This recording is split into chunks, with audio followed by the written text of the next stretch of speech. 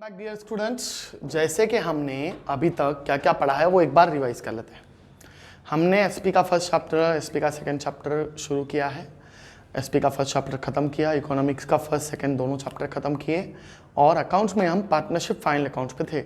तो ये वीडियो जो आज हम देख रहे हैं ये है फाइनल अकाउंट्स के लिए, ठीक है। तो फाइनल अकाउंट्स के पहले बेसिक एडजस्टमेंट्स को रिवाइज करेंगे और नेक्स्ट वीडियो में लेंगे डायरेक्ट क्वेश्चन। बेसिक एडजस्टमेंट को रिवाइज इसलिए करना है कि बहुत सारे स्टूडेंट्स भूल भी चुके होंगे कि एडजस्टमेंट नाम की चीज भी फाइनल अकाउंट्स में होती है। तो पहला एडजस्टमेंट हम देखने जा रहे हैं क्लोजिंग स्टॉक। पहला एडजस्टमेंट जो हम देखने जा रहे हैं वो क्या है? Closing stock.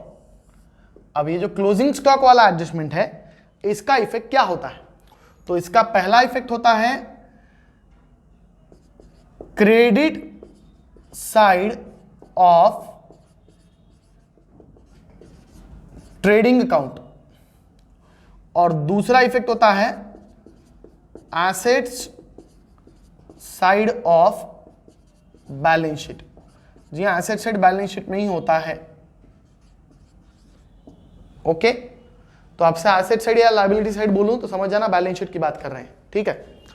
अब दूसरा एडजस्टमेंट, ये पहला एडजस्टमेंट हो गया, दूसरा एडजस्टमेंट। जनरली बेसिक एडजस्टमेंट में दूसरा एडजस्टमेंट कभी भी होता है आउटस्टैंडिंग एक्सपेंसेस। कौन सा होता है? आउटस्टैंडिंग एक्सपेंसेस, जिसको और एक नाम है अनपेड एक्सपेंसेस।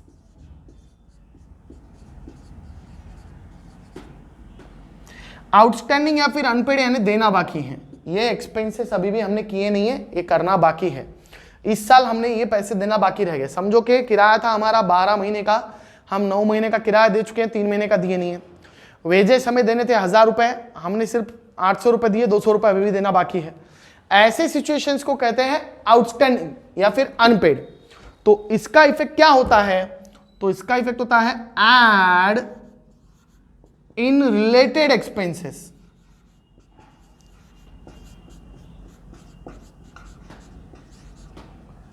ऑब्लिक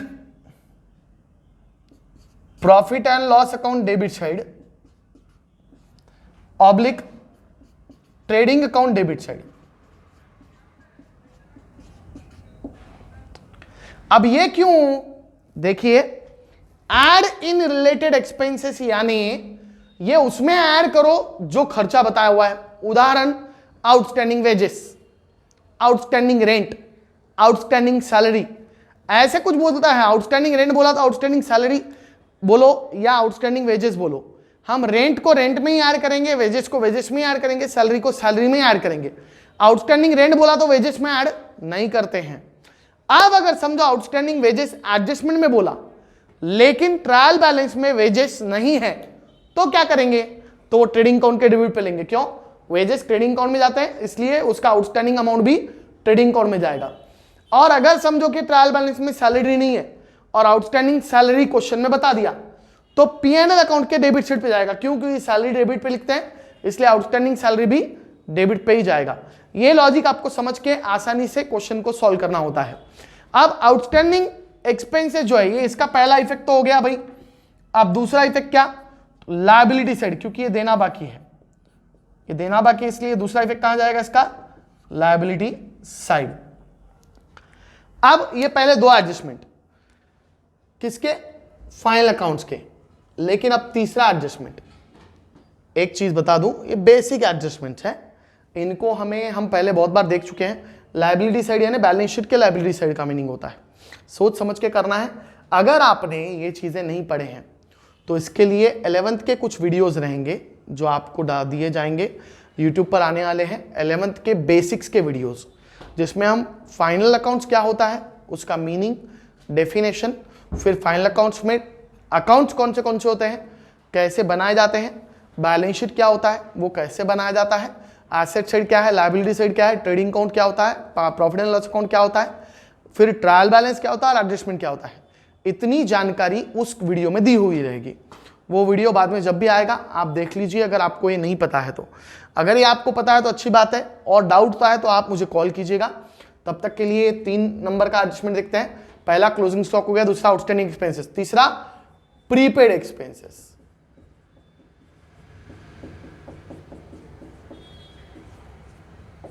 इसको पेड इन एडवांस भी कहते हैं। इसको क्या कहते हैं?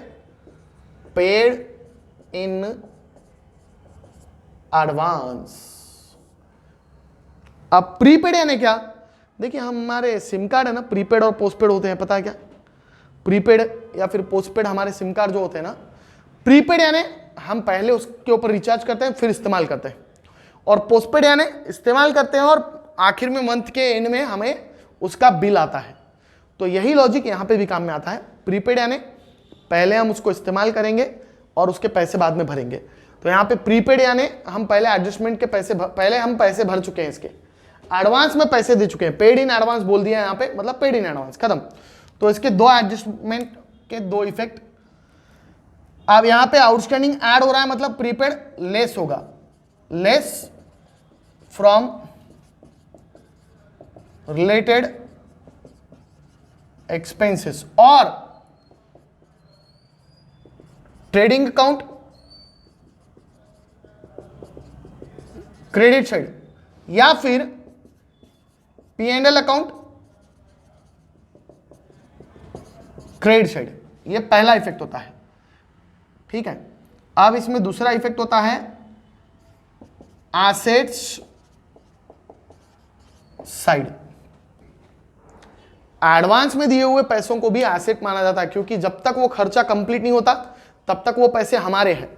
समझो कि मैंने किसी को एडवांस में ऑर्डर दिया कि भाई मुझे पेन चाहिए, 50 पेन चाहिए, उसके मैंने 500 रुपए दिए उनको, और अगर वो पेन लाके नहीं देते तो वो 500 रुपए किसके?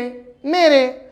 बस वही बात यहां पे लागू होती है। प्रीपेड जो होता है, पेड इन एडवांस जो होता है, वो कभी भी हमारा एसेट होता है जब तक कि वो खर्चा क्लियर नहीं हो जाता। अब फोर्थ एडजस्टमेंट, बेसिक एडजस्टमेंट में फोर्थ एडजस्टमेंट कभी भी माना जाता है डिप्रिसिएशन, जो हर क्वेश्चन में जनरली आता है, मतलब आता है। डिप्रिसिएशन जिसको घसारा भी कहते हैं मराठी में, इसका मतलब होता है decrease in the value of asset due to its use. किसी वस्तु का इस्तेमाल करने से उसकी वैल्यू कम हो जाती है, उसको कहते हैं डिप्रिसिएशन। अब डिप्रिसिएशन जो है उसके दो इफेक्ट, एक तो less from related asset, less from related asset, और दूसरा है profit and loss account debit side.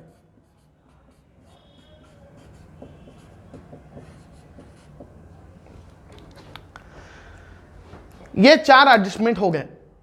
अब हम देखेंगे पांचवा एडजस्टमेंट, जो आज के वीडियो का फाइनल एडजस्टमेंट है। बस ये पांच ही एडजस्टमेंट बेसिक से इसलिए मैं दिखा रहा हूं, इसके आगे जो भी है हम क्वेश्चन वाइज एडजस्टमेंट देखेंगे। हम क्वेश्चन नंबर 6 पर थे, हम क्वेश्चन नंबर 7 देखेंगे इसके बाद, और उसमें मैं पूरे उस क्वेश्चन के एडजस्टमेंट और पूरा क्वेश्चन आपको क्लोज करके दूंगा। लेकिन फिलहाल एक रिवीजन बोलकर पहला वीडियो मैं दे रहा हूं। अब इसमें पहला एडजस्टमेंट क्लोजिंग स्टॉक देखिए, credit side of trading account, asset side of balance sheet. Outstanding expenses का देखिए 2 number, add in related expenses, profit and loss account debit side, trading account debit side और लायबिलिटी साइड। फिर देखें prepaid expenses, less from related expenses, trading account credit side, profit and loss credit side, और दूसरा effect asset side. फिर depreciation less from related asset, और दूसरा effect profit and loss account debit side. मतलब 4 adjustment, closing stock, outstanding expenses, prepaid expenses, depreciation, ये 4 adjustment हम देख चुके हैं। अब आज के इस वीडियो की हम लास्ट एडजस्टमेंट देखने जा रहे हैं। लास्ट एडजस्टमेंट हम देखेंगे बैड डेब्ट एंड आरडीडी। लास्ट एडजस्टमेंट हम क्या देखने वाले? बैड डेब्ट और आरडीडी। लास्ट एडजस्टमेंट हम देखने वाले हैं बैड डेब्ट और आरडीडी। ये 5 नंबर का एडजस्टमेंट रहेगा आज के वीडियो का। बैड डेब्ट ऑब्लिक आरडीडी। बैड डेब्ट यानी बुढ़ित खाते, डूबे हुए पैसे। आरडीडी यानी रिजर्व फॉर डाउटफुल डेब्ट, पैसे आना बाकी है उसको आरडीडी बोलेंगे। कभी भी एक चीज याद रखना है, दोनों का इफेक्ट सेम होता है, दोनों का इफेक्ट अलग नहीं होता, तो परेशान होना नहीं है। फर्क सिर्फ इतना है कि डाउट क्लियर करने के लिए मैं पहले एडजस्टमेंट का इफेक्ट बताता हूं। Profit and loss account debit side या फिर एड इन बैड डेब्ट और आरडीडी। दूसरा इफेक्ट